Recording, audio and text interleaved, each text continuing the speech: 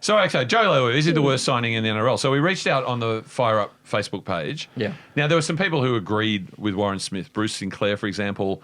John Heckenberg, who described Joey Leilua as damaging when he wants to be. I think he's talking about Joey, not himself, John. But far too often, dirty grub. A dirty grub. Look on Badger's face at everything. Alex McCormack said, take it from a Knights fan and a Raiders fan and a Roosters fan. The Tigers had plenty of opportunity to say he's not worth the trouble. Right. I put it to you guys. Who do you feel instinctively is the worst signing in NRL history? Well, I'll just say, as Joey, as a Raiders fan, I loved a couple of things Joey did. I reckon there was, last year alone, there was probably 3 or 4 games that Joey won those games by his freakishness. 2016 flick pass? The reverse pirouette flick pass to Rapana. Wow. And he can bust the game open. But probably twice as many games he lost. For instance, he was a little bit out of position in the grand final because he was lording over, what's that boy's name? The big boy that out in the centres. Latrell Mitchell? Latrell Mitchell. He's lording over Latrell You're Mitchell. a tough day today, aren't you, Dennis? I'm having a shock. I'm a little bit sleepy. But he's lording over, instead of going back into Canberra defence. coach Ricky. No, I'm never going to forget. Oh, sorry, just have a pause. But is he the worst?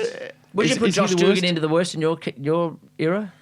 Ooh, so much potential. So much lost potential. I don't think you'd say, like, you put him and Carney as well. I don't think they were bad signings. I think just bad. There was bad things happened down there. Can I put this to you?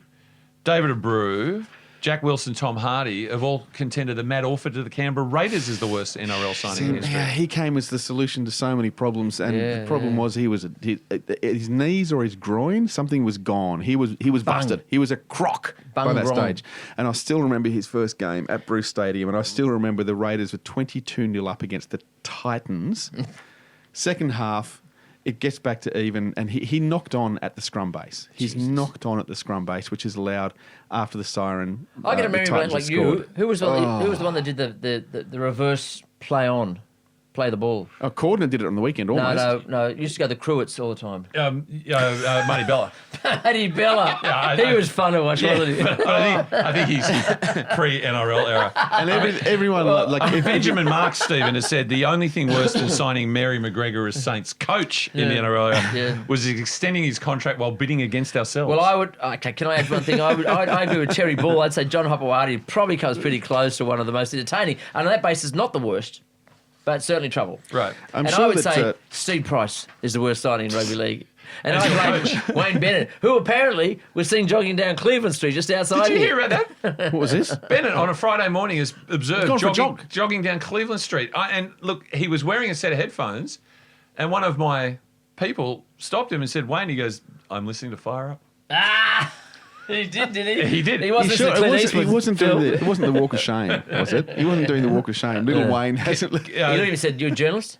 Daniel Michael pointed out Ben Hunt, of course, Stephen, and that must be close to your heart. Oh, he's not the worst. And he's identified Kieran He Foran. hasn't lived up to the money. Shannon Boyd at the Titans. It's amazing, Daniel, you've identified Shannon Boyd and failed to mention Bryce Cartwright. Just a couple of others to take you through. Craig Myers has identified Carl Faliga, which, of course, producer Pat immediately gave me the stats on. Cronulla signing for $200,000 a year on a 3-year deal, and he played 11 minutes of first grade. Wow. Was it injury or just dudness? We're going to come back on subsequent episodes with more because there's so much more feedback. But very quickly, Willie Mason to Manly. Does anyone even remember that?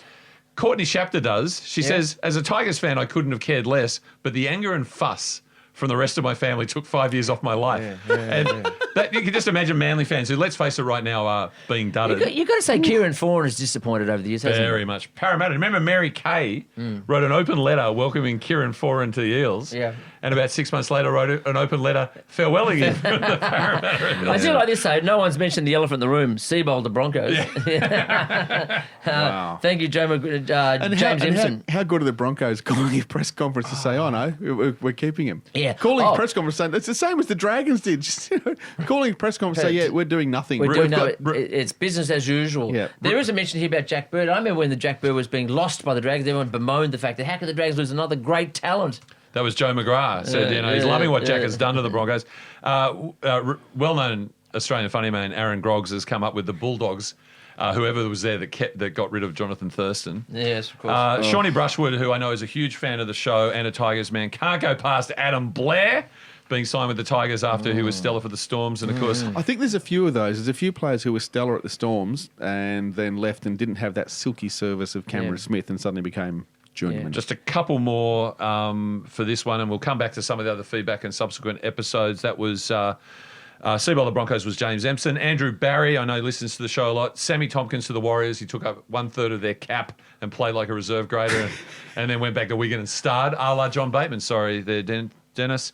Trevor Love and Adam Donnelly, both in one voice. Braith and Astor to the West Tigers. Braith in one game ran for 1 metre. David Lane, they're just piling on when they say Milford to the Broncos. Cooper Cronk, of course, played one famous game where he made 1 run, 0 metres, and 2 tackles. And it was a grand final and he won. And when he was interviewed afterwards on the field about, you've got the broken scapula, what did you channel into this performance, Cooper? He said, Braith and Astor.